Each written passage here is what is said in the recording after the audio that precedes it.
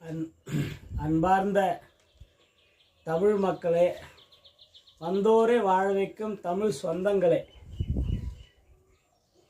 இந்து காவிய சொந்தங்களுக்கும் இனிய பொங்கல் திருநாளை மாபெரும் பால் பொங்குவது போல் இல்லறத்தில்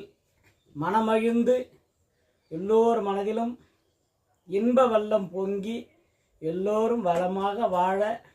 வாழ்த்துகிறோம். இந்து முன்னணி நம்ம வாழையடி வாழையாக நம்ம வழிபட்டு வரக்கூடிய பண்பாடு கலாச்சாரம், நம்மளுடைய குல தெய்வ வழிபாடு, பொங்கல் வழிபாட்டினை வரும் சங்கதினிகளுக்கும் சொல்லிக் கொடுத்து அனைத்து மக்களையும் இந்து பண்பாட்டு வழியில்